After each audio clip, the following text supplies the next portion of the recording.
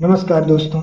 आज हम एक ऐसे विषय के बारे में चर्चा करने जा रहे हैं जिसने हजारों वर्षों से मनुष्य की जिज्ञासा को जकड़ रखा है। वह है ज्योतिष शास्त्र।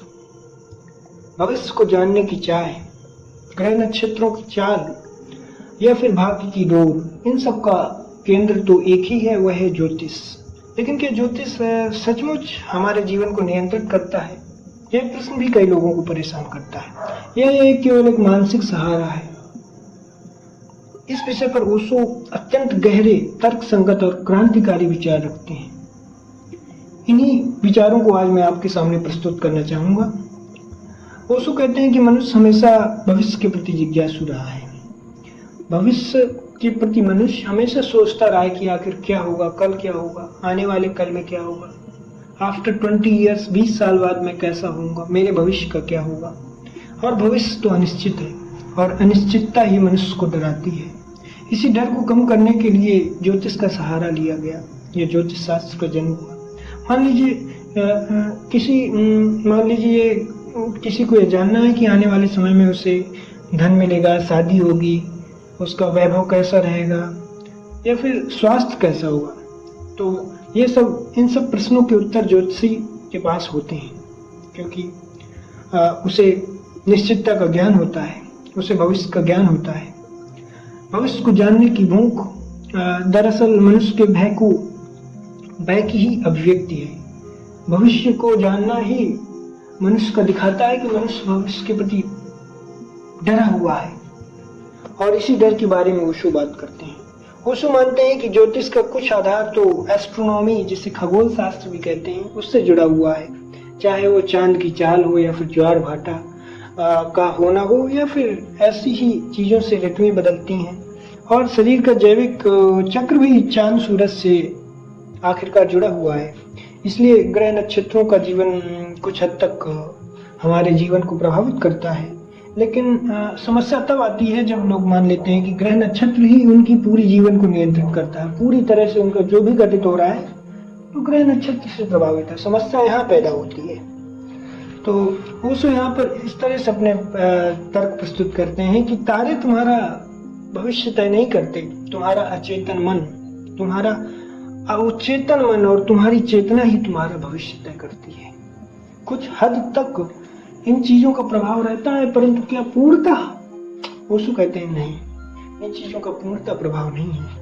ओशो एक उदाहरण भी देते हैं कि यदि कोई ज्योतिषी कहे कि तुम्हें अगले साल बड़ा संकट आने वाला है, या फिर जैसे कि कुछ भी भविष्यवाणी को ऐसे दे, अगर आपसे बोले, और धीरे धीरे वही डर, वही ऊर्जा, वही हकीकत बन जाती है। क्योंकि ज्योतिषी भविष्य नहीं बताता, बल्कि ये निर्माण कर देता है। जैसा हम सोचेंगे वैसे धीरे धीरे घटित होने लगेगा, वैसे ही भविष्य बन जाएगा। इन चीजों का निर्माण हो जाता है क्योंकि मनुष्य उन चीजों पर विश्वास कर लेता है। इसे आधुनिक मनोविज्ञान में कहते हैं सेल्फ फुलफिलिंग प्रोफेसी भी कहते हैं कि जो आदमी सोचता है वही बन जाता है। विश्वास की ताकत इतनी प्रबल होती है एक्चुअली में कि यदि तुम मान लो कि ये ग्रह तुम्हारे विरुद्ध है तो वह हो जाएंगे, सचमुच तुम्हारे विरुद्ध हो जाएंगे। अगर तुम मान लो कि कल ये होने वाला है तो वह सचमुच एक ना एक दिन हो ही जाएगा। इस तरह का एक विश्वास होता है। तो ओशो भी कहते हैं कि ज्योतिष जो है तो अंधविश्वास है एक तरह से, और ये अपने मनुष्य को अपना दास बना लेता है। अपनी शक्ति, चेतना और स्वतंत्रता मनुष्य पूर्णतः भूल जाता है ज्योतिष के प्रभाव में आके, कि वह क्या अपनी शक्तियों का कर सकता है, अपनी चेतना से कितना वो भविष्य अपना प्रभावित कर सकता है, और अपनी स्वतंत्रता को ही भूल जाता है। वह पूर्णतः एक ऐसे भय में जीने लगता है, एक माहौल में जीने लगता है जिससे उसका जीवन प्रभावित होता है। तो ओशो यहाँ कहते हैं कि यदि सब कुछ ग्रह तय करते हैं तो फिर ध्यान साधना, इनका क्या महत्व है? आत्मज्ञान किस काम का? ओशो हमें यह भी याद दिलाते हैं कि सबसे बड़ा सूरज तो तुम्हारे अंदर है, सबसे बड़ा ग्रह तो तुम्हारे अंदर है। वह है चेतना का सूरज। अगर तुम्हारे अंदर चेतना विकसित हो गई है, तुम किसी चीज को समझ पा रहे हो, उसकी असलियत को पढ़ पा रहे हो, ऐसी चेतना है तुम्हारे अंदर, तो फिर तुम्हें डर किस बात का? यही तुम्हारे अंदर ग्रह नक्षत्र हैं, यही तुम्हारे भविष्य का निर्माण करेंगे। जब यह सूर्य प्रकट होगा तब कोई कुंडली, कोई नक्षत्र, कोई दशा तुम्हें नहीं बांध सकती। तुम स्वतंत्र हो जाओगे। ऐसी स्वतंत्रता हमें चाहिए, और ये स्वतंत्रता आएगी ध्यान से, साधना से, चेतना के जागृत होने से, न कि ग्रह नक्षत्रों पर निर्भर करती है। फिर भी ओशो जो है तो ज्योतिष शास्त्र को पूरी तरह से नकारते नहीं है। वे यह भी मानते हैं कि इसे कोई मनोवैज्ञानिक मार्गदर्शन के रूप में उपयोग कर सकते हैं, जैसे मौसम का पूर्वानुमान कर सकते हैं, लेकिन पूर्वानुमान हमें लगा सकते हैं इसकी मदद से। तो लेकिन ओशो इस बारे में एक चेतावनी भी देते हैं कि इसे अंतिम सत्य मत मानो, इसे मार्गदर्शक मानो, लेकिन निर्णय अपनी चेतना से लो। जो भी निर्णय लेना है अपनी चेतना से लो, इस पर पूर्णतः निर्भर मत हो। वो बार बार कहते हैं कि भविष्य को जानने से ज्यादा वर्तमान में जीना है। वर्तमान में तुम किस तरह से जी रहे हो, कैसे चीजों को पकड़ रहे हो, ये महत्वपूर्ण है। ये महत्वपूर्ण नहीं है कि भविष्य में क्या होने वाला है, भविष्य में क्या घटित होगा, तुम्हारे जीवन को किस तरह से वह प्रभावित करेगा। ये बहुत निम्नतम चीज है, क्योंकि आज हम जो लोग जीते हैं, आज हम जिस तरह से जीते हैं, वही हमारे भविष्य बनाता है। और अगर आज हम निम्नतम रूप से जीते हैं, आज हमारा जीवन निकृष्ट है, कुछ काम नहीं कर पा रहे हैं हम लोग, तो भविष्य हमारा अंधेरे में है और उसको कोई भी ज्योतिष शास्त्र नहीं बना सकता है। वो तो इसी के बारे में बात करते हैं कि अगर तुम्हें जीना है तो चेतना के साथ जियो, चेतना को विकसित करो।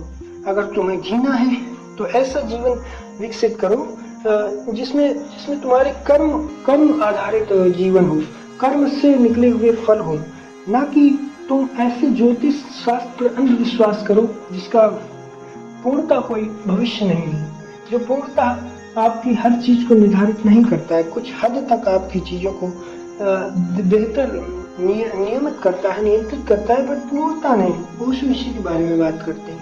वो एक संतुलन की ओर, संतुलन का मार्ग बताते हैं कि ज्योतिष शास्त्र बहुत निर्णायक है, बहुत महत्वपूर्ण है, लेकिन संतुलन बहुत जरूरी है। संतुलन चाहिए चेतना का, संतुलन चाहिए आपकी अपनी मनोदशा का, संतुलन चाहिए आपके कर्मों का। इन चीजों का जब संतुलन होगा, जब दोनों चीजों का एक तरह से संतुलन बैठेगा, तब आप जाके एक ऐसे भविष्य का निर्माण करेंगे जो आपके कर्मों से बना होगा, जहाँ कुछ हद तक प्रभाव ज्योतिष का भी हो सकता है। तो इन चीजों का निर्णय आप पर निर्भर करता है। ध्यान से जब व्यक्ति वर्तमान में जीना सीख लेता है तो भविष्य की चिंता मिट ही जाती है। जब ध्यान करना सीख जाओगे, वर्तमान में जीना सीख जाओगे, तो भविष्य की चिंता खत्म हो जाएगी। भविष्य की चिंता हमें व्यथित करती है, परेशान करती है, और इसी परेशानी में हम आज की स्वतंत्रता को, आज के जीने को भूल जाते हैं, और हम भविष्य की चिंता में पल पल मरने लगते हैं, पल पल कुढ़ने लगते हैं। तो ओशो इसी के बारे में कहते हैं कि भविष्य जानने की जगह स्वयं को जानो। अगर जानना ही है कुछ तो स्वयं को पहचान लो।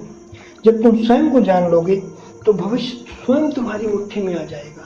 स्वयं को कुछ ऐसे पहचानो कि तुम्हारा व्यवहार कैसा है, तुम्हारे अंदर जो शक्तियां हैं वो किस तरह की हैं, तुम एक पर्टिकुलर परिस्थिति में किस तरह से व्यवहार करते हो, तुम क्या क्या कर सकते हो, तुम्हारे अंदर क्या क्या क्षमताएं हैं, और तुम उन क्षमताओं को किस तरह से निखार सकते हो, तुम किस तरह से दूसरों का आदर सम्मान करते हो, तुम किन परिस्थितियों में थोड़ा डगमगा जाते हो। जब इन चीजों को, अपने अंदर की ऐसी वस्तुओं को, ऐसे गुणों को जब तुम पहचानोगे तो तुम्हें भविष्य की चिंता ही नहीं रहेगी। भविष्य तुम्हारा स्वयं की मुट्ठी में आ जाएगा। और ऐसे भविष्य की कल्पना ओशो करते हैं। ओशो ने एक, मुझे याद है, कहानी भी सुनाई थी कि एक ज्योतिषी आदमी ने एक आदमी से कहा कि तुम्हारी कुंडली में तो लिखा है कि तुम बहुत जल्दी मर जाओगे। वह बीमार आदमी था, वह डर गया भाई, और सचमुच उसकी मृत्यु हो गई। तो वही ओशो कहते हैं कि जब वह ज्योतिषी सही नहीं था, बल्कि उस आदमी का विश्वास ही उसका मृत्यु दूत बन गया। जब वह सोचा कि उसका मृत्यु होने वाला है तो उसका विश्वास, इतना विश्वास था, अटूट विश्वास था उसको, कि वो मर गया। ऐसी परिस्थिति से ही बचने को कहते हैं ओशो। वे ज्योतिष पर पूर्णता विश्वास करने को कतई नहीं कहते हैं। तो इसलिए ओशो का संदेश स्पष्ट है। हाँ, ज्योतिष को समझो पर अंधविश्वास मत करो। उस चीज को समझो कि ग्रहों की दशा आपके जीवन को किस तरह से प्रभावित करती है, पर उस पर पूर्णता अंधविश्वास कतई मत करो। ग्रह नक्षत्र का थोड़ा बहुत असर तो हो सकता है, लेकिन जीवन का सबसे बड़ा प्रभाव तुम्हारी चेतना है। अगर तुम अपनी चेतना से जाग गए तो तुम्हें ग्रह नक्षत्रों की चिंता ही नहीं होगी। तुम खुद को ध्यान को जागृत करोगे, तुम खुद की चेतना के बल पे जियोगे और ऐसी ध्यान, जागरूकता और आत्मज्ञान से सराबोर हो जाओगे कि तुम अपने भाग्य के मालिक बन जाओगे।